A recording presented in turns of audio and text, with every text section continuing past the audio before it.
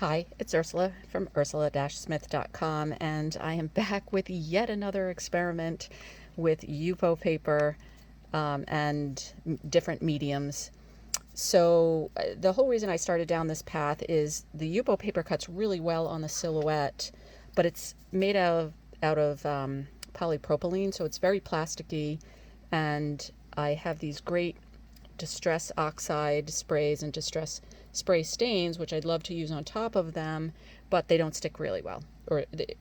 And so the coloring is very faint, and most of it wipes off and gets all over my hands. So anyway, trying to come up with a good combination of a medium that will stick to the Yupo paper and allow those spray stains to stick to the medium so that I can color my cutouts, um, or through stencils, that sort of thing. So this this episode, I have this new Distress Grit Paste that I bought probably at the same time I bought the spray stains. So I'm going to try and use, I just opened this. So the name is very appropriate. It looks very gritty. I haven't used this before, so we're going to give it a shot. And like I have been doing in the past, I'm just doing it over a piece of cardstock because if it works nicely, I get kind of a relief look where the cutouts were. There's an impression left by them. Again, this time I didn't bother to spray them with adhesive, so they're just kind of floating. And so we'll see how it ends up working. Hopefully I won't move them too much. So yeah, this is really thick. So this is more like the light molding paste experiment that I used. Looks even probably a little grittier. And there I go, I just moved it. So I may come back over the top and just smooth out the relief if the impression looks weird. So yeah, that's definitely very gritty. It's actually a little bit harder to spread, I think, than the molding paste.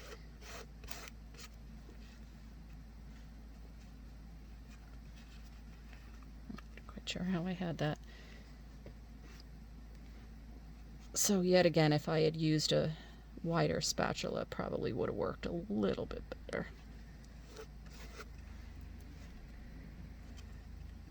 Nope, just lifted that right off. I'm trying to rush. I can hear my husband coming home from work. So I know he's going to walk in and talk to me. So anyway, you get the idea. I'm just going over this, and I will lift off the cutouts and leave the whole thing to dry. And when it does, I will be back. Hi, I'm back. And so this experiment, I was using the Distress Grit Paste over the top of Yupo paper cutouts, trying to give it a little more tooth, as well as just a background piece of cardstock. And second step of this project is, or experiment, is to take the Distress Oxide sprays as well as the Distress spray stains and spray it on top and see how well it sticks, especially to the Yupo paper, because that's the non-porous one. And so that's what all these experiments are all about. So let's go give it a shot. I'm using shabby shutters. So just a couple of quick spritzes.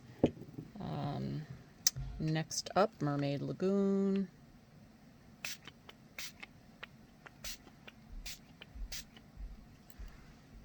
And then, as usual, I'm going to come back over the top with some Distress spray stains, the dye-based, again, because I want to make sure that that as well sticks to the Yupo.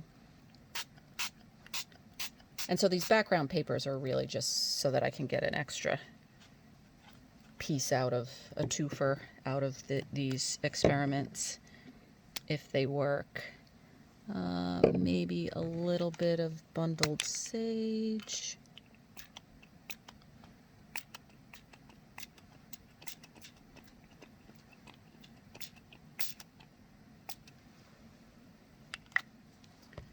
And finally, the Rusty Hinge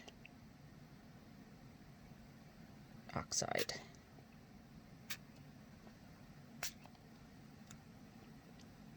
And if I really wanted the drops, if I really wanted bigger drops, I could take the pump out and just kind of drop it on, which is pretty easy to do. And I will let these dry and be back with the results. See you in a few. So I'm back just for a quick sec. I forgot to mention that this Distress Grit Paste is aptly named. It's very, very gritty. Here's another piece that I had used the grit paste straight. So this is before I've sprayed it with anything, obviously. And you can see how much texture is on that piece. And so I decided if I wanted something that wasn't quite as heavy, you know, heavily textured and gritty, was there a way to, in effect, thin it? And so what I decided to do was mix half and half the grit paste and gesso, and then, you know, do the same procedure where I just spread it out over the Yupo paper. In this case, I didn't have, or I probably did and I messed it up, you know, have it sitting on top to give the relief on the background, but ended up having to smooth over that because I didn't do a very good job. So this is the thinned, and you can see the difference in the texture. So that's straight grit paste. This is the half and half gesso and grit paste mixture. So still texture, but not nearly as heavy and glumpy as the straight. So I'm going to go off and spray this. And when this is done, and as well as the straight grit paste one, I will be back and show you both of the results. See you in a few. Hi, I'm back. And the Distress Spray Stains and Distress Oxide sprays have dried on top of the Distress Grit Paste that I have spread on top of my Yupo paper cutouts, and just a piece of cardstock that I had layered with the cutouts when I spread the grit paste. And so it's mostly dry, and the color took pretty well. Probably not as deep as, although I think with the molding paste I did 2 coats. The Ultra Matte Medium came in probably a little bit darker. It's also hard to tell, you know, I could have sprayed a little bit more at the, you know, time I was doing it initially, but in any event, still a good coverage.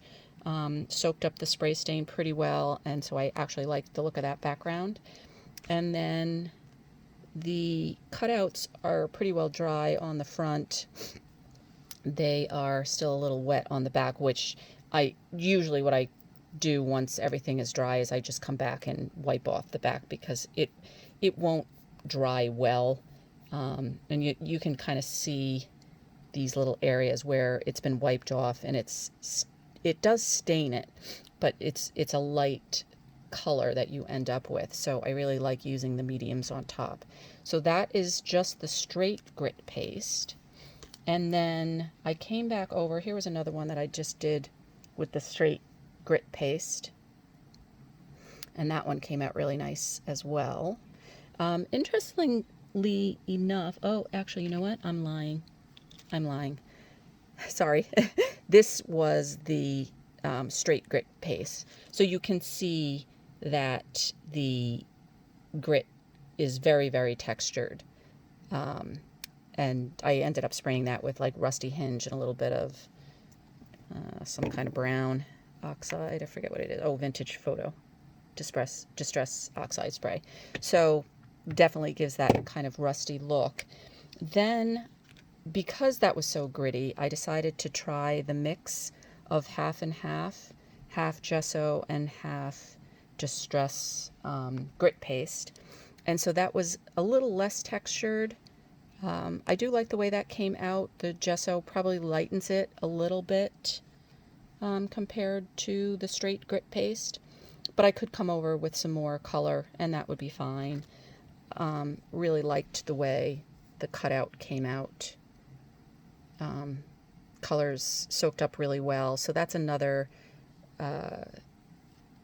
another combination that I will probably use if I want a little bit of texture, but maybe not as much as the straight grit paste or the light molding paste. So anyway, hope you like those experiments. Hopefully this is the last one in the series. And thanks for joining me, and I'll see you next time.